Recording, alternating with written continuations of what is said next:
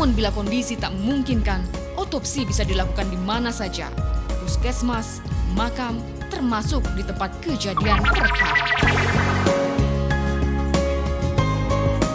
Kematian, kata yang terdengar menyeramkan namun pasti akan terjadi pada setiap makhluk hidup yang bernyawa.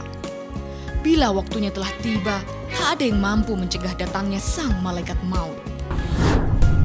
Setiap manusia pastilah berkehendak tak meninggalkan sedikit pun tinta hitam pada sepanjang sejarah hidupnya yang akan menjadi aib bagi keluarga yang ditinggalkan.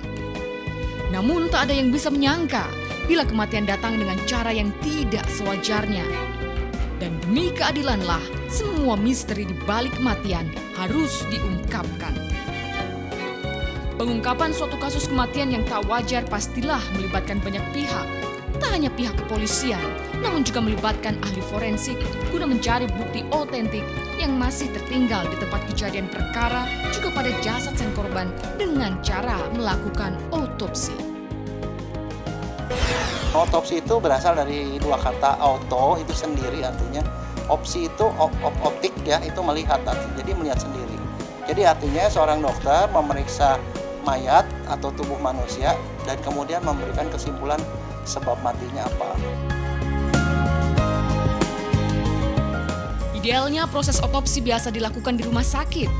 Namun bila kondisi tak memungkinkan, otopsi bisa dilakukan di mana saja, puskesmas, makam, termasuk di tempat kejadian perkara. Keberadaan dokter ahli forensik sangatlah fundamental, disokong oleh fasilitas berupa meja atau ranjang, juga peralatan pisau bedah yang menjadi syarat mutlak. Dengan melakukan proses otopsi, ahli forensik dapat mengidentifikasi penyebab kematian, identitas sang korban, mekanisme kematian, senjata yang menyebabkan kematian, bahkan waktu kematian sang korban.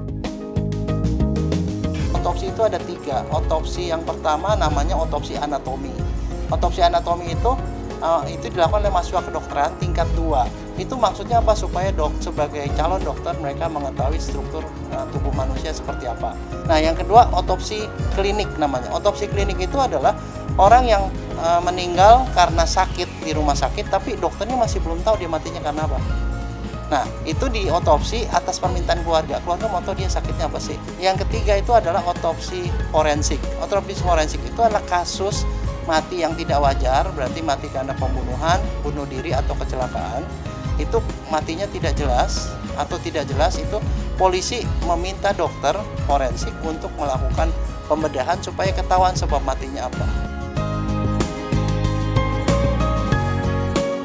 Al-Hadis sebagai salah satu pedoman wajib umat muslimin dalam kehidupan menyebutkan, mematahkan tulang jasad orang yang telah meninggal sama halnya dengan mematahkan tulang manusia yang masih hidup.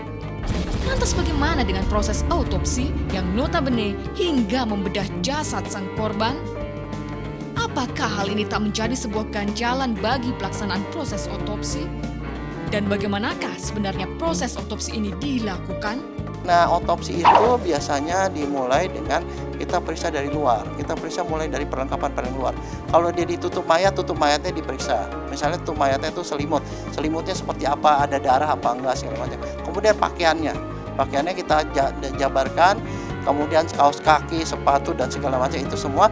Kemudian baru dari atas, ujung kepala sampai ujung kaki kita catat semua kondisi yang aneh-aneh yang kita lihat. Jadi prinsipnya semua organ kita buka, kita lihat, kita potong, lihat ada kelainan apa, dicatat, kalau perlu difoto, itu sebagai bukti.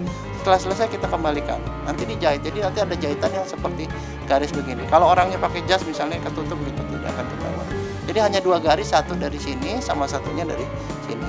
Prinsipnya seperti itu. Jadi tidak ada sepotong pun organ yang kita ambil, karena semua dikembalikan pada tempatnya. Kita hanya melihat, kemudian memfoto, kemudian kita masukkan kembali.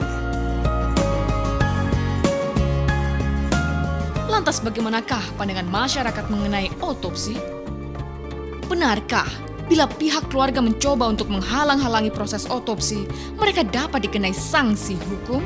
Sejauh apakah kewenangan keluarga atas jasad sang korban?